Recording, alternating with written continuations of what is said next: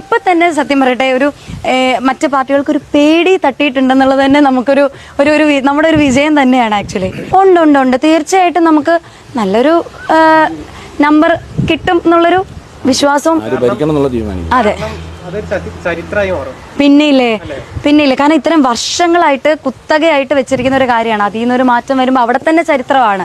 ഇപ്പം തന്നെ സത്യം പറയട്ടെ ഒരു മറ്റു പാർട്ടികൾക്കൊരു പേടി തട്ടിയിട്ടുണ്ടെന്നുള്ളത് തന്നെ നമുക്കൊരു നമ്മുടെ ഒരു വിജയം തന്നെയാണ് ആക്ച്വലി. അതായത് ഇത്രയും നാളും ചോദിക്കാൻ ആരും ഇല്ല എന്തും ആവാമെന്നുള്ളൊരിത് അതിൽ നിന്നൊന്നും മാറി അവർക്കൊരു ഇല്ല ചോദിക്കാൻ ആൾക്കാർ വരും എന്നുള്ളൊരു ചോദ്യങ്ങൾ ഉയരും എന്നുള്ളൊരു ഇത് വന്നിട്ടുണ്ട്. ഊർക്കം പാമ്പിനെ കണ്ടവർക്ക് ഈ ഓലപ്പാമ്പ് കാണുമ്പോഴത്തേന് പേടിയൊന്നുമില്ല. ആ സത്യം പറയാം, നിങ്ങളെ ഹോമാനത്തെ കാണുമ്പോഴത്തേക്ക് ചിരിയാണ് വരുന്നത്. നടക്കാത്ത വാഗ്ദാനവും കാര്യങ്ങളൊക്കെ.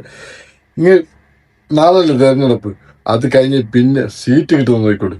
0 സീറ്റ് കിട്ടുമ്പോഴത്തേക്ക് എല്ലാവർക്കും മനസ്സിലാവും എത്ര ആൾക്ക് പേടിയുണ്ട് എത്ര ആൾക്ക് പേടിയില്ല. ഇലക്ഷൻ ആക്കിയതൊക്കെ എന്തോ ആക്കാം ഏതോ ആക്കാം, പക്ഷെ റിസൾട്ടിലാണ് നോക്കേണ്ടത്.